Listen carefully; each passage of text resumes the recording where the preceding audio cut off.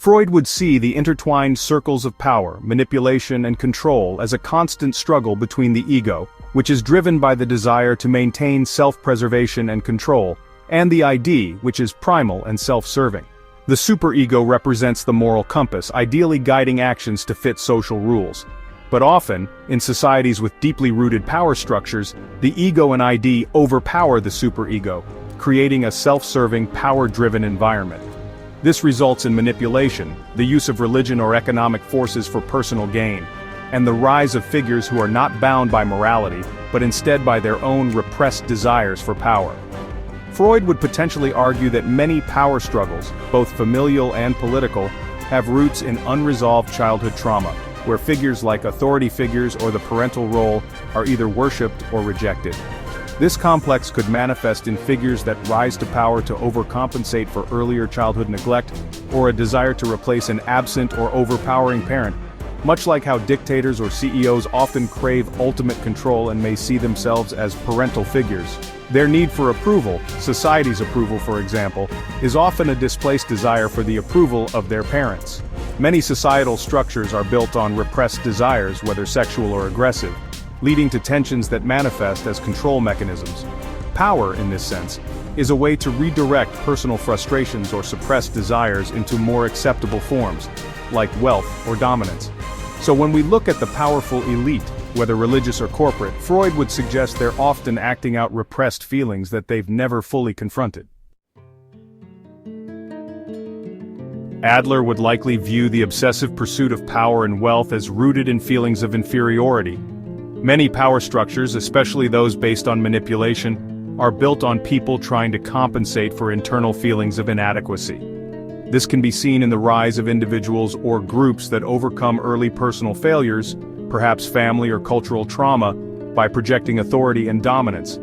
For example, dictators and corporate moguls often build empires as a way to assert superiority and prove their worth to themselves and others. According to Adler, the human need for social interest and belonging drives us. However, when these needs are distorted by a desire for power, people might create systems like corporate empires, religious institutions, or political machines to gain the feeling of importance. They are no longer striving for community or unity, but rather for the ultimate control. Like Freud, Adler would look at family dynamics and early childhood experiences to understand these patterns. A person who feels rejected or overlooked by their parents might project that sense of inferiority onto society, using manipulative power, whether political, religious, or financial, to gain recognition and dominance. Jung would interpret the pursuit of power and the perpetuation of societal control as the shadow side of humanity, the repressed, unconscious parts of our psyche. Societies with oppressive structures, be it political, economic, or religious, represent the shadow of humanity. The parts we've hidden, the desires for control and dominance that we don't like to acknowledge. These systems often manifest as totalitarian regimes or authoritarian leaders because they exaggerate the darker impulses within human nature. Jung would argue that this shadow aspect is necessary to confront, otherwise it will keep returning as destructive behaviors in personal and global contexts. He also believed in the concept of anima and animus, the feminine and masculine energies within everyone. Power structures that favor masculine dominance, such as patriarchy, authoritarianism, and corporate dominance, might reflect a lack of integration with the feminine aspects of human nature, which include compassion, collaboration, and creativity. When societies, especially male-dominated ones, reject these energies, they perpetuate imbalances which lead to violence, destruction, and long-term emotional and spiritual harm. From a Jungian perspective, many figures in power, even those we view as corrupt, might see themselves as heroes on a journey, one that is distorted by their shadow. Their rise to power is often framed as a quest for self-actualization, but one that is veiled in delusions of grandeur.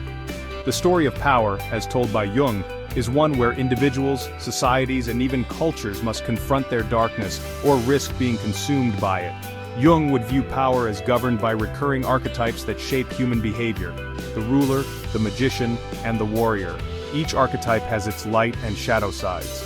The ruler is the authority figure, the magician is the visionary or manipulator, and the warrior is the protector or aggressor.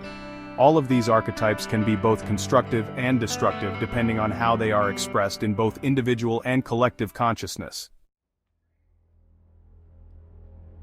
The power structures we see today are an outcome of repressed desires, whether sexual or aggressive, where the ID, that unconscious drive, seeks to control and assert dominance over others.